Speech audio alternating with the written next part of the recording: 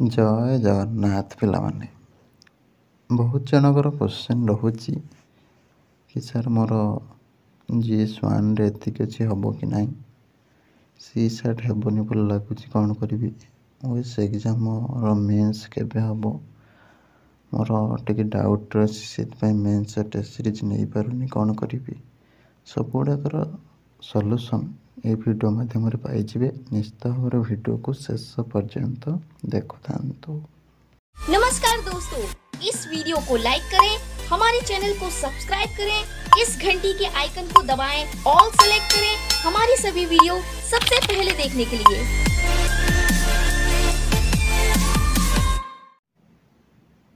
Video को start करने पूर्व समस्त को कही रखुचे आमर मेंस टेस्ट सीरीज ऑलरेडी आरंभ हो जाइए।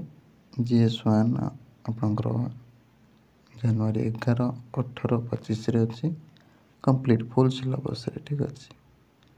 तापर GS2 फेब्रुआरी 1, 8, 15, GS3 फेब्रुआरी 22, मार्च 1, 8, GS4 मार्च 15, 22, 29, एसए आपणकर फेब्रुआरी 19, मार्च 12, ओडिया है आपणकर फेब्रुआरी 11, इंग्लिश है मार्च 18। तो यहाँ घरे बसिकी ऑनलाइन देवे, ठीक अच्छे। माने आपण लिखिबे, लिखिक आमको सबमिट करें। जो दिन टेस्ट अच्छी से दिन आपड़ सबमिट कर देवे, ठीक है। 6टार बसिले संध्यारे 9टा जाए लिखिदेले 9:15 सुधा सबमिट करदे, ठीक अच्छे। एवं यार सबुठ गोटे बड़ कथा है प्राइस भी सबुठ कम, क्या भी कौन से जगह को जीवा पड़ोनी, जहाँद्वारा खर्चांत भी हवा पड़ोनी। आ गए कथा है आपणकर OPSC सिलेबस अनुसार क्वेश्चन गुड़ाक पाई, ठीक अच्छे। तो से बेसीस आपको एग्जाम बहुत ही हेल्प कर। तापर कथा है आपणकर सबुठ अन्य इंस्टीट्यूट मानकर प्राइस टू बहुत ही कम रखाई, मात्र 1999 GST सहित देखा 2064 रखाई। तो आप नंबरटा लिखि दिंतु 7978405181 व्हाट्सएप ओनली, ठीक अच्छे। व्हाट्सएप ओनली ये फोन पे करदे, करके स्क्रीनशॉट शेयर करदे OCS 2023 मेंस लिखिकी, ठीक अच्छे। सेटा मु देखे कि आमर टीम तरफ जी देखते से ऐड करदे, ठीक अच्छे। तापर आपणकर CSAT देखु, CSAT रे आपणकर जो मैंने डाउट अच्छा कौन पर डाउट रोचे ना, जो डायरेक्ट क्वेश्चन से तो तुम हूँ करें जहाँ ठीक है गले जोटा आपंकर पैराग्राफ हो पैसेज हो, ठीक अच्छे। कि आपंकर जो क्वेश्चन डाउट लगुच से मे भी आप भावुवे हूँ मोर भूल थी, जोटा कि तो आपण मैंने देखिए भी कौन कर आंसर विश्वास करना किए कौन कहूँ, ठीक है। तो से अनुसार तापाई व्यस्त हबार किसी ना, सीटा आपणकर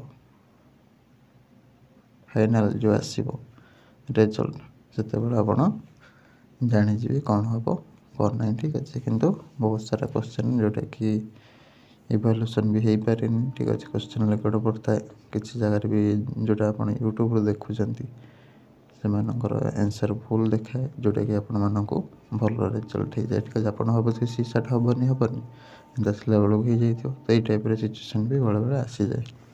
कहीं आप जो देखुं CSAT सल्यूसन आपड़ जोटा भावुवे कि OPSC टू भिन्न आंसर थी कौन हम आपड़ जब मारी तो ठीक है, कि एकाडेमी पाक आंसर देखिए आप बर्तमान नर्भस थे, ठीक अच्छे। जहाँ भी हो कौन से एकाडेमी CSAT आंसर को देखिए आपण मैंने विवृत हवा बा टेंशन हवा दरकार नहीं।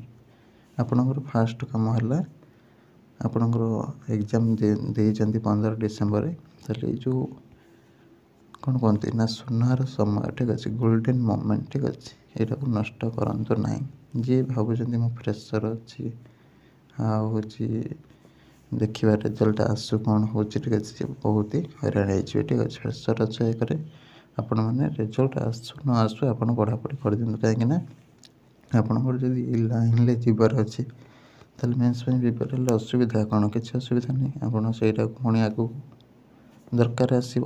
ସେ ଅନୁସାରେ ଆପଣମାନେ 1 ନମ୍ବର କଥା ହେଲା ମେନ୍ସ ଟେଷ୍ଟ ସିରିଜ୍ ଜଏନ୍ କରନ୍ତୁ। ଠିକ୍ ଅଛି।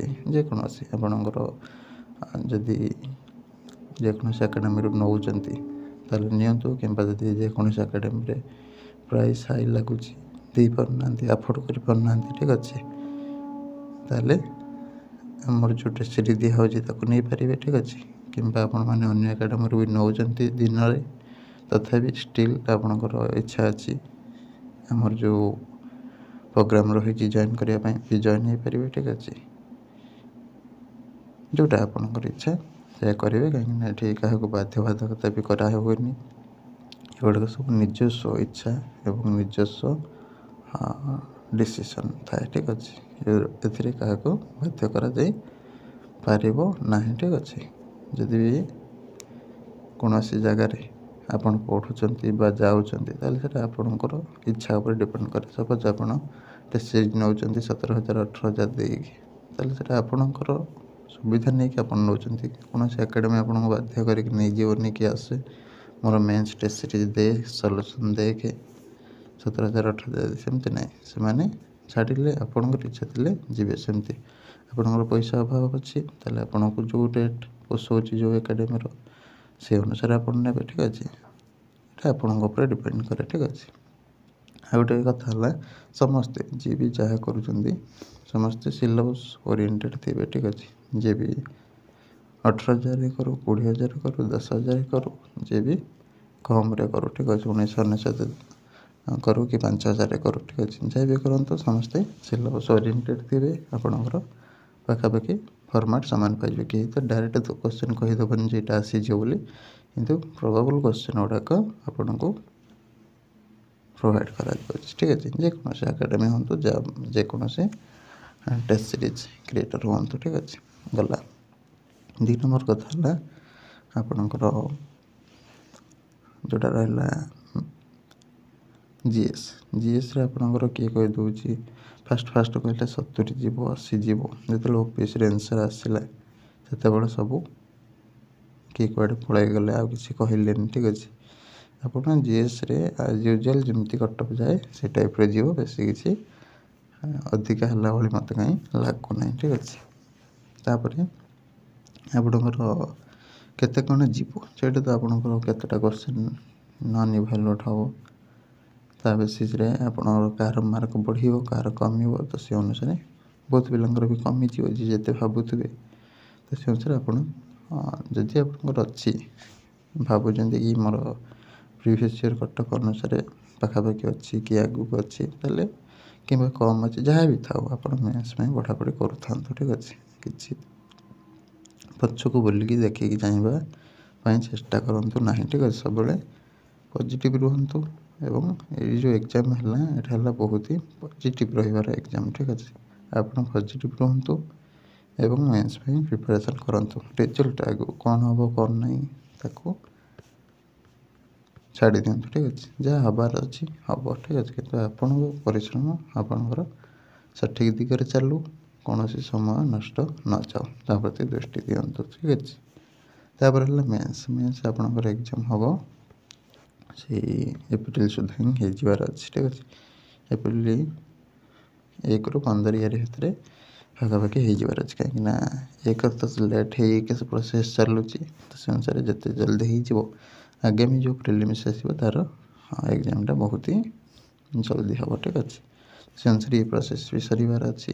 ସରିଲେ ଆଗାମୀ ପ୍ରୋସେସ୍ ଗୁଡ଼ାକ ଧୀରେ ଧୀରେ ନର୍ମାଲ୍ କଣ୍ଡିସନ୍କୁ ଯେମିତି ପଳେଇ ଆସିବ ସେ ଦିଗରେ ଚେଷ୍ଟା କରାଯାଉଛି। ଠିକ୍ ଅଛି।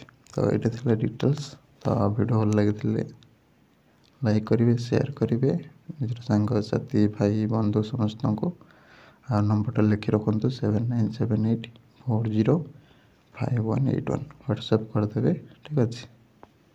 ସ୍କ୍ରିନଶଟ୍ ଦେଇଦେବେ 2064 ପେମେଣ୍ଟ କରିକି OCS 2023 mains answer writing program joining regarding ବୋଲି ପେମେଣ୍ଟ କରିଦେବେ। କରିକି ସ୍କ୍ରିନଶଟ୍ ଏଇ ନମ୍ବରରେ ସେୟାର କରିଦେବେ। ଠିକ୍ ଅଛି। ରହିଲି। ନମସ୍କାର। ଜୟ ଜଗନ୍ନାଥ।